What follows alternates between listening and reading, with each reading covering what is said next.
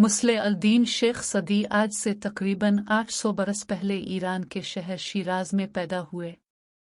आप एक बहुत बड़े मुअल्लिम माने जाते हैं। यहाँ हम उनकी हकायात आपके लिए पेश कर रहे हैं। हमाकत का अंजाम।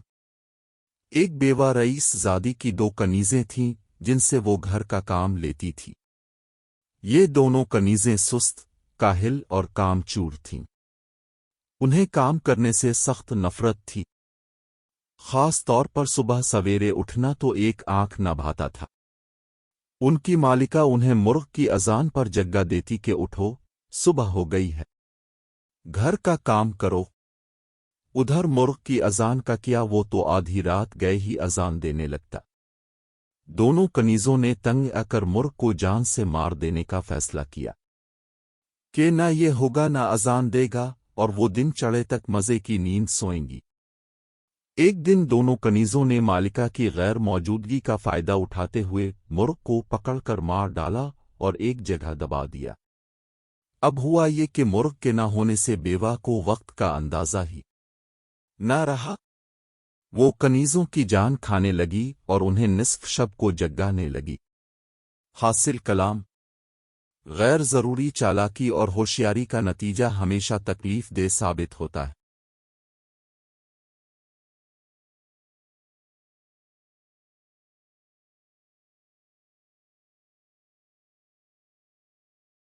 अदले का बदला। एक लोमड़ी एक चील की सहेली बन गई। दोनों में इतना प्यार हुआ कि एक दूसरे के बगैर रहना मुश्किल हो गया। एक दिन लोमड़ी ने चील से कहा, क्यों ना हम पास रहें? पेट की फिक्र में अक्सर मुझे घर से गायब रहना पड़ता है। मेरे बच्चे घर में अकेले रह जाते हैं और मेरा ध्यान बच्चों की फिक्र में लगा रहता है। क्यों ना तुम यहीं कहीं पास ही रहो? कम अज कम मेरे बच्चों का तो ख्याल रखोगी।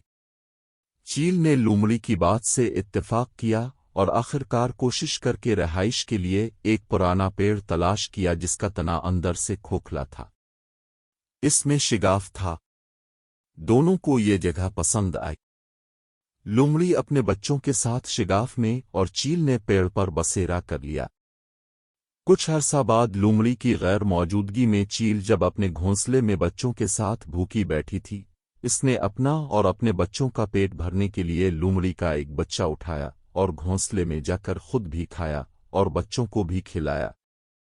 जब लोमड़ी वापस आई तो एक बच्चा गायब पाया। उसने बच्चे को इधर उधर बहुत तलाश किया मगर वो ना मिला। आंखों से आंसू बहाने लगी। चील भी दिखावे का अफसोस करती रही। दूसरे दिन लोमड़ी जब जंगल में फिर शिकार करने चली गई और वापस आई तो एक और बच्चा गायब पाया। तीसरे दिन भी ऐसा ही हुआ। उसका एक और बच्चा गायब हो गया। चील लोमड़ी के सारे बच्चे खा गई। लोमड़ी को चील पर शक जो हुआ था वो पुख्ता यकीन में बदल गया कि उसके तमाम बच्चे चील ही ने खाए हैं, मगर वो चुप रही। कोई गल्ला शको न किया। हर वक्त रोती रहती और खुदा से फरियाद करती रहती कि ए खुदा, मुझे उड़ने की ताकत अता फरमा ताकि मैं अपनी दोस्त नुमा दुश्मन चील से अपना इंतकाम ले सकूं। खुदा ने लोमड़ी की इल्तिजा सुन ली और चील पर अपना कहर नाजिल किया। एक रोज भूख के हाथों तंग आकर चील तलाश रोजी में जंगल में उड़ी चली जा रही थी कि एक जगह धुआं उठता देखकर जल्दी से इसकी तरफ लपकी। देखा कुछ शिकारी आग जलाकर अपना शिकार भूनने में मसरूफ हैं। चील का भूख से बुरा हाल था। बच्चे भी बहुत भूखे थे। सब्र न कर सकी। झपटा मारा और कुछ गोश्त अपने पंजों में उचक कर घोंसले में ले गई। उधर भुने हुए गोश्त के साथ कुछ चिंगारियां भी चिपकी हुई थीं। घोंसले में बिछे हुए घास फूस के तिनकों को आग लग गई। घोंसला भी जलने लगा। उधर तेज तेज हुआ चलने लगी। घोंसले की आग ने इतनी फुर्सत ही न दी कि चील अपना और अपने बच्चों का बचाव कर सके। वहीं तड़प तड़प कर नीचे गिरने लगे। लोमड़ी ने झट अपना बदला ले लिया और उन्हें चबा चबा कर खा गई। हासिल कलाम, जो किसी के लिए कुनवा खोदता है खुद भी इसी में जा गिरता है। اس لیے سیانوں نے کہا ہے کہ برائی کرنے سے پہلے سوچ لے، کہیں بعد میں پچھتانا نہ پڑے۔